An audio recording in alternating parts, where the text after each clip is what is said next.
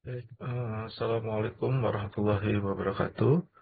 Selamat siang, salam sejahtera untuk kita semua yang kami hormati.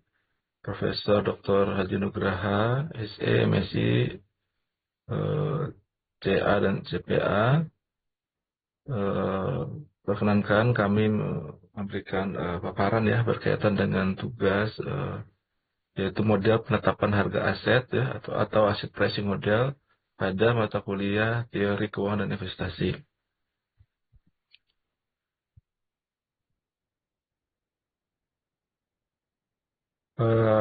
Prof. Nugraha yang kami hormati, rujukan daripada materi ini adalah buku Corporate Finance Theory dari Courtesy Dr.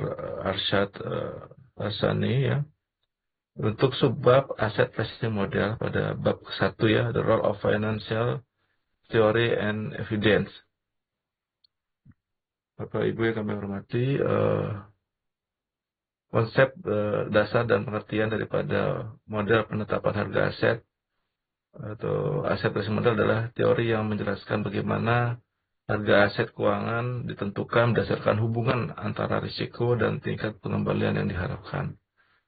Model ini dikembangkan oleh Sheff dari tahun 1964, di mana model ini penting untuk keuangan dalam rangka membantu investor dan analisis menentukan apakah suatu aset memiliki harga yang wajar atau di pasar atau tidak. Model ini juga digunakan untuk pengambilan keputusan investasi, manajemen portofolio, dan penilaian risiko. Sejak diperkenalkan oleh Sheff tahun 1994 dalam Capital Asset Pricing Model atau CAPM, model penetapan harga aset ini terus berkembang dengan beberapa pendekatan yang baru seperti Fama Friends Three Factor Models dan Arbitrage Pricing Theory atau APT. Model ini membantu dalam menilai harga aset dengan mempertimbangkan faktor-faktor risiko yang lebih kompleks. Salah satu konsep utama daripada aset pricing model adalah perbedaan antara risiko sistematis dan risiko tidak sistematis. Risiko sistematisnya adalah risiko yang tidak dapat dihilangkan melalui diversifikasi portofolio karena dipengaruhi faktor makroekonomi. Seperti apa? Seperti suku bunga, inflasi, dan pertumbuhan ekonomi. Sementara risiko yang tidak sistematis ini dapat dikurangi dengan diversifikasi karena dari faktor spesifik perusahaan atau industri tertentu. Diambil citasi dari Fama dan Friends 1992. Bapak Ibu yang kami hormati, CAPM atau Capital Asset Pricing Model adalah model yang digunakan untuk menghitung ekspektasi return suatu aset berdasarkan hubungan antara risiko sistematis dengan premi risiko pasar. Di sini di model ini juga menjelaskan tingkat pengembalian diharapkan dari suatu aset yang dapat dihitung menggunakan persamaan sebagai berikut ya, yang kami tampilkan. Ada EIRI, ini return yang diharapkan dari aset ya. RFI ini tingkat pengembalian bebas risiko, itu misalnya obligasi pemerintah. Beta ya, beta itu koefisien beta yang mengukur sensitivitas aset terhadap risiko pasar. Sehingga dapat diketahui premi risiko pasar itu selisih antara return pasar dan return bebas risiko. Ini juga kami coba mengambil contoh ya. Contoh, jika suatu bunga bebas risiko adalah 5%, return pasar yang diharapkan 12%, dan sebuah saham memiliki beta 1,5, maka return yang diharapkan dari satu saham itu adalah berapa? Ini coba hitung-hitungnya. Sehingga dihitung, ya, di mana investor berharap return itu 15,5% untuk berinvestasi dalam saham tersebut, mengingat risiko lebih tinggi dibandingkan pasar secara keseluruhan. Jadi memang ini pengambilan keputusannya berbasis risiko ya, berbasis risiko yang memang menjadi dasar pengambilan investor untuk bisa berinvestasi dengan apa namanya dengan harga pasar dan tingkat risiko yang ada seperti itu.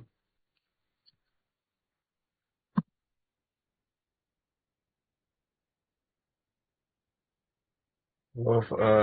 Nugraha yang kami hormati, di sini juga dijelaskan di dalam buku tersebut ya, The Capital Market Line (CML) dengan risk-free asset dengan aset bebas risiko, kira seperti itu.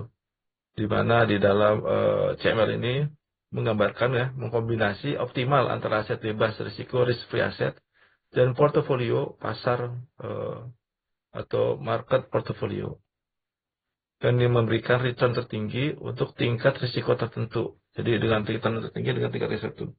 Konsep ini merupakan ekstensi dari teori portofolio Markowitz ya 1952 dan menjadi bagian sentral dari CPM yang dikembangkan oleh Sharp 1994, Linton 1965 dan Mosin tahun 1996. Garis kapital lain atau CML nih, di mana garis lurus adalah RBM ya, jika kita lihat gambar ini RBM menunjukkan kombinasi portofolio antara aset bebas risiko, risk free asset ya, dan portofolio pasar. Titik RF ya, menjelaskan titik RF. Titik RF ini adalah return dari aset bebas risiko. Jadi di sini titik di mana titik pengembalian di mana aset itu bebas risiko. Titik M yang di tengah ini adalah market portfolio, yaitu ya, portfolio efisiensi yang terdiri dari semua aset berisiko yang tersedia di pasar. Garis ini menunjukkan ya investor rasional akan memilih kombinasi. Jadi investor akan memilih kombinasi dari risk free asset ya, aset yang bebas risiko dan portofolio pasar daripada portofolio lainnya yang di area efisien. Itu kurva yang terdiri dari BMD di sini. Seperti payung ya Bapak Ibu ya, bentuknya kurvanya itu seperti payung BMD seperti itu.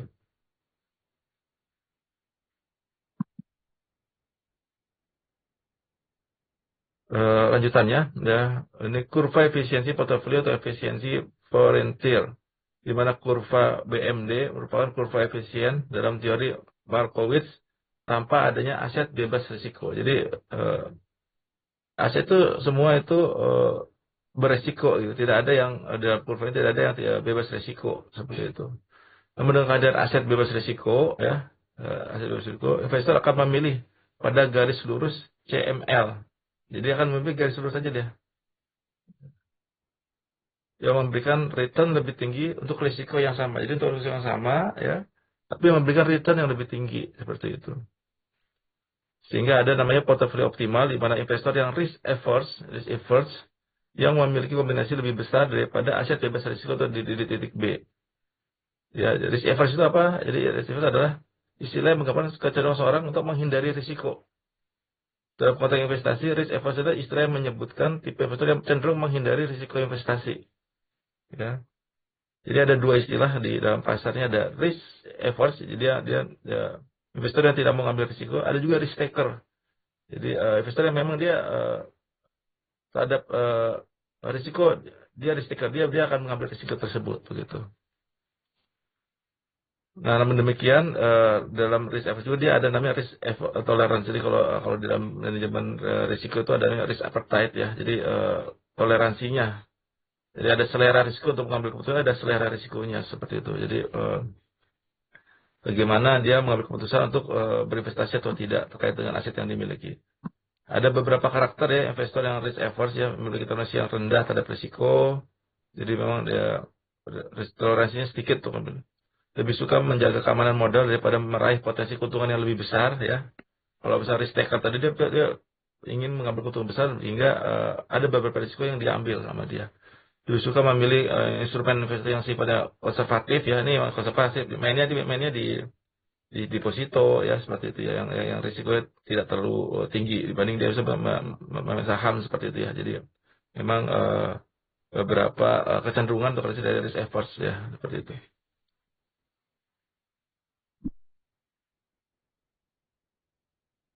Baik,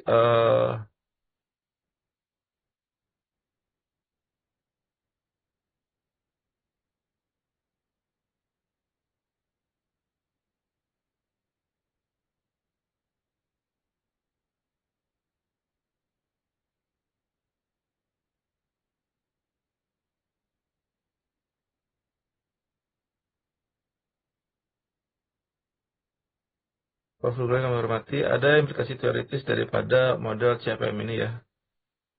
Eh, ada di mana kritikan terhadap apa namanya CPM ini Pertama, kesulitan dalam mengukur beta dengan akurat ya. Beta dengan akurat. Yang kedua, asumsi pasar sempurna tidak selalu berlaku. Jadi memang tidak ada pasar yang sempurna itu ya. Terus yang ketiga, model alternatif seperti arbitrage pricing theory. Jadi menyatakan bahwa return aset dipengaruhi oleh beberapa faktor ekonomi yang bukan hanya beta. Jadi ada beberapa faktor yang memang menjadi perhatian ya. Jadi faktor penting dalam pengambilan keputusan khususnya pada kondisi pasar yang memang tidak sempurna seperti itu. Beberapa keterbatasan CPM ini memunculkan teori alternatif, yaitu tadi intertemporal CPM. Merton 1973 memperluas CPM dalam kerangka waktu yang multi period. Jadi ada arbitrage pricing theory oleh Ross tahun 1976 menyatakan bahwa return suatu aset tergantung pada exposure terhadap beberapa faktor sistematis dan multifaktor model. Model multifaktor dan arbitrage pricing theory sedikit kami bahas ya, bahwa karena CPM memiliki keterbatasan dan menjelaskan variasi return aset model multifaktor seperti Fama-Friends faktor model dikembangkan. Model ini menambahkan dua faktor tambahan selain risiko pasar, yaitu faktor ukuran atau size. Ya. Size efek, di mana saham perusahaan kecil cenderung memiliki return lebih tinggi dibanding perusahaan yang besar. Faktor nilai, value effect, saham yang dengan risiko nilai buku terhadap harga pasar atau BAM yang tinggi cenderung memiliki return yang lebih besar. Selanjutnya dalam arbitrage pricing theory (APT) diperkenalkan oleh Ross menyatakan bahwa return suatu aset dipengaruhi oleh lebih dari suatu faktor ekonomi sistematis seperti inflasi, suku bunga dan pertumbuhan ekonomi. Jadi memang tidak bisa terlepas dari faktor lingkungan khususnya makroekonomi ya yang terjadi pada inflasi, suku bunga dan pertumbuhan ekonomi. Faktor APT sendiri lebih fleksibel ya. eh, Dibandingkan CPM, karena tidak hanya bergantung pada suatu faktor risiko atau beta, tapi mempertimbangkan beberapa faktor ekonomi yang dapat mempengaruhi harga aset seperti itu. Bapak Ibu yang kami hormati, Prof. Nugara yang kami banggakan, implikasi dan perkembangan model penetapan harga aset ini berkembang juga dengan adanya adopsi teknologi analisis data atau big data analitik ya. Dengan beberapa tren terbaru dalam teori penetapan harga aset meliputi pengembangan daripada penggunaan pembelajar atau machine learning dalam melakukan prediksi harga aset dan risiko. Ada juga Fama-Friends 5 factor model, tadi kan 3 factor model ini berkembang. Adanya menambah dua faktor, yaitu faktor profitabilitas dan investasi, sehingga menjadi 5 factor model. Ada juga terakhir model berbasis behavioral finance. Jadi perilaku finance ya, model berbasis behavioral finance yang mempertimbangkan bias psikologis investor dalam menentukan harga aset. Meskipun CPM masih banyak digunakan karena kesederhanaannya, model lain seperti APT dan Fama-Friends itu semakin populer karena kemampuan menjelaskan variasi return yang lebih luas. Ya, jadi model-model ini menjadi pilihan ya dalam memutuskan atau dalam penetapan harga aset dalam penentuan harga aset begitu. Bapak Ibu yang hormati, lebih lanjut ya kita coba bahas Fama-Friends 5 faktor ya. Kami coba juga ambil rujukan dari jurnal of Finance Economic ya tentang 5 faktor ini.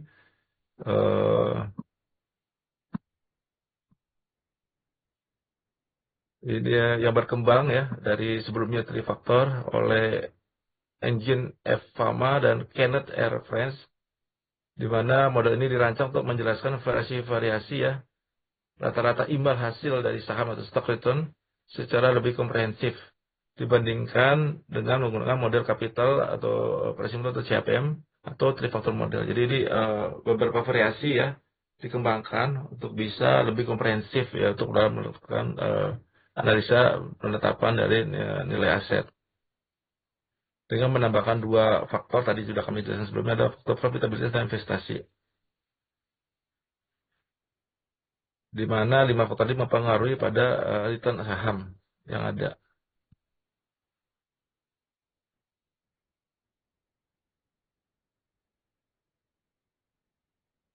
Apa sih 5 faktor tersebut? Ada, yaitu terdiri dari market return ya. Jadi market return pasar dikurangi return bebas risiko. Mirip dengan CAPM ya. Jadi MKT itu return pasar dikurangi return bebas risiko. Itu. Yang kedua adalah size ya. Eh, Size ini adalah ukurannya ya, imbang hasil dari saham kapitalisasi kecil dikurangi dengan saham kapitalisasi besar.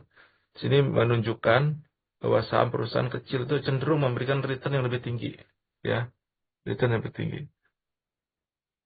Yang ketiga, value. HML dikurangi high minus low. Return saham dengan rasio book to market tinggi dikurangi yang rendah. Di sini intinya adalah mengukur efek value versus ground stock ya. Mengukur efek dari nilai ya, nilai dari satu versus dibandingkan dengan pertumbuhan daripada stok tersebut. Yang keempat adalah profitabilitas ya, atau keuntungan ya, RMW dikurangi rebus minus week. Return saham dengan profitabilitas tinggi dikurangi dengan profitabilitas rendah. Digunakan untuk operating profitability sebagai indikator. Yang kelima, investment CMA ya, minus konservatif minus agresif. Jadi return saham perusahaan yang berinvestasi konservatif dikurangi dengan yang agresif. Sini menunjukkan bahwa perusahaan yang melakukan investasi tinggi, pertumbuhan asetnya cepat ya, cenderung memberikan return yang lebih rendah. Ya, jadi bertolak belakang dengan yang size tadi ya, bertolak belakang seperti itu. Bapak Ibu yang kami hormati, lanjutan daripada Fama Friends 5 Factor Model. Fungsinya model ini adalah digunakan untuk mengukur expected return suatu aset ya, menilai kinerja portofolio, menjelaskan anomali pasar yang tidak dijelaskan CAPM atau Trifaktor Model. Jadi pengembangan dari model sebelumnya. Jadi terus kelebihannya dia lebih kelebihan model lebih komprehensif ya dari CAPM dan Trifaktor, diuji di berbagai negara yang banyak digunakan dalam riset akademik maupun keuangan praktis. Keterbatasannya tidak mampu menjelaskan beberapa anomali pasar seperti momentum ya. Terus validitas dapat berbeda di pasar berkembang dengan versus pasar maju ya. Di sini juga menjelaskan apa sih anomali pasar ya. Anomali pasar adalah pola dalam data pasar keuangan yang tidak dapat dijelaskan secara memadai oleh teori keuangan tradisional seperti CPM, Fama Friends atau bahkan Five Factor Model. Nah, anomali momentum sendiri adalah salah satu anomali yang paling terkenal, itu mengacu pada kecenderungan saham yang berkinerja baik di masa lalu atau past winner ya, cenderung tetap berkinerja baik dalam jangka pendek ke depan. Jadi kita pakai data historical ya, data historical, atau yang berkinerja buruk di masa lalu, past loser, cenderung tetap berkinerja buruk dalam waktu yang dekat. Hal ini dijelaskan juga dari sumber atau citasi Geddes and Treatment tahun 1993. Bapak Ibu yang kami hormati,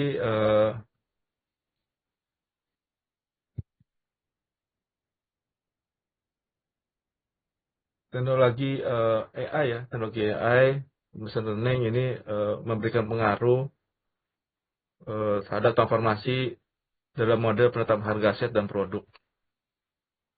Bapak Ibu yang kami hormati, kita coba jelaskan sedikit ya, apa sih AI, Artificial Intelligence, Machine Learning, maupun Deep Learning. Artificial Intelligence ini adalah AI, kemampuan mesin untuk meniru ya, kecerdasan dan perilaku manusia berdasarkan data. Machine Learning ini bagian dari AI yang memungkinkan mesin secara otomatis, jadi algoritma secara otomatis belajar menghasilkan prediksi berdasarkan data yang digunakan. Nah, Deep Learning bagian dari machine learning yang memproses data sangat banyak, menggunakan algoritma yang lebih kompleks seperti itu. Nah, AI, machine learning maupun deep learning ini dipakai ya dalam untuk penetapan harga aset keuangan. Jadi dapat kami jelaskan lebih lanjut ya. Prediksi harga aset dengan deep learning ya. Jadi model tradisional dengan CPM atau FAMA tidak ini tidak cukup fleksibel untuk menangkap dinamika pasar yang saat ini lebih kompleks dan tidak linier. Sehingga dengan adanya deep learning ya, jadi munculnya model-model berbasis deep learning ini atau disebutkan LSTM ya, Long Short Term Memory Transformer dan Graph Neural Network GNN kini digunakan ya untuk memprediksi harga saham, obligasi maupun aset kripto. Mendeteksi pola pasar yang tidak terlihat oleh model konvensional, terus menghasilkan prediksi harga yang lebih akurat dan dalam kondisi volatilitas yang lebih tinggi, Bapak Ibu. Jadi memang penggunaan AI, machine learning maupun deep learning ini dipakai untuk bisa memprediksi harga pasar yang lebih akurat ya, karena memang datanya sudah memakai gunakan big data. Datanya bisa lebih banyak seperti itu. Yang kedua adalah model hedonic pricing berbasis AI, digunakan untuk membangun model hedonic pricing untuk memanfaatkan data yang tidak terstruktur. Jadi digunakan untuk data yang tidak terstruktur, seperti deskripsi produk maupun gambar. Model ini digunakan untuk mengestimasi harga wajar produk berdasarkan fitur-fitur intrinsik ya, menghasilkan indeks harga yang sesuai dengan kualitas secara real time, Bapak Ibu. Jadi memang membutuhkan indeks harga yang cukup baik ya, dengan kualitas yang bagus dan kecepatan waktu di sini bahkan sampai real time, Bapak Ibu ya. Ini penting sekali dan bagus sekali dengan penggunaan AI seperti ini. Yang kedua, AI dalam penetapan harga produk dan pelayanan atau dynamic pricing. Nah, dalam penetapan harga dinamik, AI memungkinkan ya perusahaan untuk menetapkan harga secara dinamis, yaitu menyesuaikan harga secara real time berdasarkan permintaan pasar, persediaan barang, harga kompetitor maupun perilaku konsumen. Bapak Ibu kami hormati, ada contoh di sini dalam industri e-commerce ya, yang biasa digunakan ya. Jadi mana memang harganya dinamis ya, ada permintaan pasar juga dan persediaan barang yang ada. Ini beberapa industri yang berpengaruh ya, penggunaan AI secara dynamic pricing ini adalah e-commerce ya, penerbangan, perhotelan ya. Ini untuk menentukan harga tiket sehingga beberapa produk bisa terjadi perubahan ya, tergantung pada waktu dan permintaan, begitu Bapak Ibu. Sedikit kami coba rekap ya manfaat implementasi AI dalam penetapan harga ya. Manfaatnya itu akurasi lebih tinggi. AI dapat memproses data besar dan menghasilkan prediksi harga yang lebih akurat. Nah, responnya ya cepat, quick respon. Penyesuaian harga dapat dilakukan secara real time. Optimasi margin ya, kita juga bisa menentukan margin secara cepat dan tepat ya, karena memang formulanya sudah ada di sana, menentukan harga dan bisa memaksimalkan keuntungan. Yang keempat adalah personalisasi, harga dapat disesuaikan dengan perilaku dan preferensi pelanggan, terus bisa melakukan prediksi ya. Permintaan AI membantu memperkirakan permintaan untuk menghindari overstock maupun stock out, Bapak Ibu yang kami hormati. Jadi memang cukup bermanfaat ya penggunaan AI ini. Selanjutnya, beberapa teknik ya, misalnya yang digunakan untuk penetapan harga ya. Ini diambil dari beberapa referensi yang ada, yaitu namanya support vector machine (SVM) dan key nearest neighbor yang untuk prediksi harga komoditas seperti CPO ya. Di sini untuk komoditas minyak sawit ya. Ada neural network untuk memodelkan hubungan non-linear antara variabel pasar. Reinforcement learning itu strategi harga adaptif untuk lingkungan kompetitif. Tantangan dan pertimbangan etis ya berkaitan dengan penggunaan AI ini adalah kualitas data. Kita memastikan data yang masuk ke dalam machine learning itu adalah data yang lengkap dan akurat. Bahwa jangan sampai data-data yang masuk itu data yang tidak valid ya. Kalau kita misalnya bermain dengan data, ada data yang masuk itu jangan sampai data yang sampah. Jadi ada data-data yang valid yang bisa dipertanggungjawabkan, begitu ya. Yang kedua adalah transparansi. Model AI seringkali bersifat black box, sulit dijelaskan. Nah ini perlunya transparansi sumber data yang ada ya, ini dan publish data yang ada. Betul. Yang ketiga adalah etika harga dinamis, di mana penetapan harga terlalu agresif dapat dianggap eksploitatif maupun konsumen. Bapak Ibu yang kami hormati, jadi kesimpulannya bahwa AI ya, artificial intelligence maupun machine learning menjadi kekuatan transformatif dalam dunia penetapan harga, baik dalam konteks keuangan maupun bisnis. Mereka memungkinkan prediksi harga yang lebih akurat, menyesuaikan harga secara real time, dan strategi harga lebih operasional dan adaptif ya. Meskipun masih ada tantangan, adopsi teknologi ini terus meningkat seiring dengan kebutuhan yang akan efisiensi dan daya saing yang lebih tinggi. Bapak Ibu yang kami hormati, khususnya Prof. Nugraha, kami coba ambil kesimpulan ya. Yang pertama, model penetapan harga aset atau aset pricing model merupakan dasar dalam analisis keuangan untuk menentukan harga aset dan memahami hubungan antara risiko dan return dan pengembalian dari aset tersebut. CAPM ini merupakan model klasik, ya, mendefinisikan risiko sistematif melalui beta, sementara multifaktor seperti Fama memberikan pendekatan lebih kompleks dengan mempertimbangkan beberapa faktor risiko. Jadi memang Bapak Ibu yang memang pengambilan keputusan memang saat ini sudah harus berbasis risiko. Jadi ini sangat bagus dan sangat menarik untuk bisa didalami dan bisa dipakai dan implementatif dalam dunia model penetapan harga pricing ini. Seiring dengan perkembangan teknologi dan penetapan akademik, model penetapan harga aset terus berkembang dan berintegrasi dengan data yang besar atau big data dengan metode analisis yang lebih canggih juga, memungkinkan analisis ini lebih akurat sehingga lebih komprehensif sehingga analisis investasi juga lebih akurat. Penggunaan teknologi artificial intelligence (AI) dan machine learning memberikan transformasi dalam model penetapan harga dan stok yang lebih baik lagi. Mungkin itu Bapak Ibu yang bisa kami sampaikan ya, model terkait dengan model penetapan harga aset atau aset pricing model beserta model yang ada dari mulai CAPM ya sampai dengan berkembang saat ini dengan menggunakan teknologi AI ya, artificial intelligence maupun dengan machine learning yang ada, sehingga harapannya output yang dihasilkan daripada penetapan ini menjadi lebih komprehensif dan bisa menggambarkan kondisi yang sebenarnya ya, sehingga investor dapat memberikan pengambilan keputusan dengan baik ketika investor ini membutuhkan ya, analisis yang lebih akurat. Demikian kami sampaikan. Mohon maaf jika kekurangan. Kami akhiri. Wassalamualaikum warahmatullahi wabarakatuh.